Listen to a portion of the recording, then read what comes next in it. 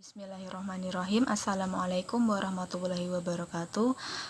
Perkenalkan, nama saya Siti Munawwaroh Rahmadani. Kami dari mahasiswa jurusan Syariah, Prodi Ekonomi Syariah 2C. Di sini kami dari kelompok 3 akan memaparkan tentang Al-Quran. Al-Quran merupakan sumber utama ajaran Islam dan juga pedoman hidup bagi setiap muslim. Al-Quran bukan hanya sekedar memuat petunjuk tentang hubungan manusia dengan Tuhannya saja, tetapi juga manusia dengan sesamanya, atau hablum minallah wa hablum minannas. Selain itu, juga mengajarkan tentang hubungan manusia dengan alam sekitarnya. Pengertian Al-Quran. Al-Quran menurut bahasa berasal dari kata qoro'a yang artinya membaca, sedangkan menurut istilah atau terminologi, Al-Quran adalah firman Allah yang diturunkan kepada Nabi Muhammad SAW melalui malaikat Jibril. Kemudian sejarah turunnya Al-Quran.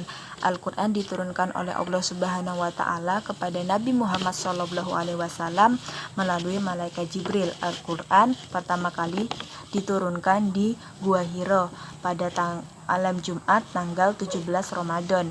Al-Quran turun secara beransur-ansur selama 22 tahun, 2 bulan, dan 22 hari.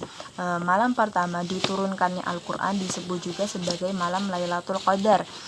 Al-Quran turun pada tahun ke-41 dari umur Nabi sampai dengan 9 Dzulhijjah pada hari Haji Wada pada tahun 11 tahun ke-63 dari umur Nabi. Ayat yang pertama kali turun adalah surat Al-Alaq ayat 1-5. Kemudian ayat yang terakhir turun adalah surat Al-Maidah ayat 3. Oke, selanjutnya fungsi dan tujuan Al-Quran. Yang pertama, sebagai huda, yaitu petunjuk bagi kehidupan manusia. Yang kedua, sebagai rahmat, yaitu bentuk kasih sayang Allah. Yang ketiga, sebagai ma'udoh, yaitu pengajaran yang membimbing umat atau mendapat kebaikan dunia akhirat. Yang keempat, yaitu sebagai syifa al-zuhur, yaitu obat bagi rohani yang sakit. Yang kelima, sebagai furqan, yaitu pembeda antara yang baik dan yang buruk, yang hak dan yang batil. Yang keenam, sebagai busyra, yaitu berita gembira bagi orang yang berbuat baik kepada Allah dan manusia.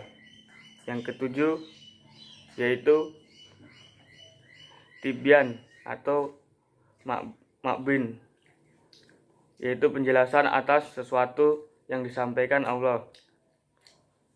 Yang delapan, sebagai musaddiq, yaitu pembenaran terhadap kitab yang sebelumnya.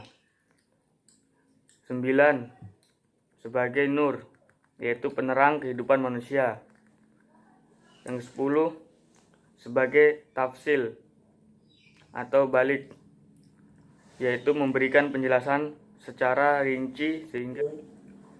Selanjutnya, nama dan sifat Al-Quran. Nama-nama lain dari Al-Quran yaitu yang pertama Al-Quran, yang kedua Alkitab, yang ketiga Furqan, yang keempat Zikir, yang kelima Tanzil. Selanjutnya sifat Al-Quran.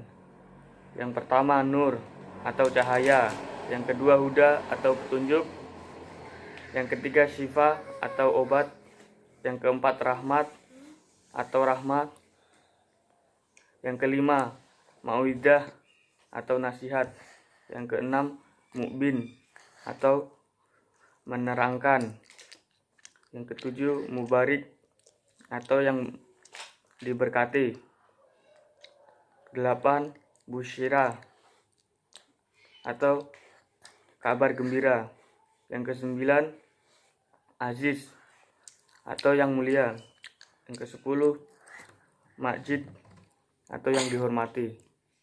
Ya, demikian yang dapat kami sampaikan, kurang dan lebihnya mohon dimaafkan. Wabillahi taufiq wal hidayah. Wassalamualaikum warahmatullahi wabarakatuh.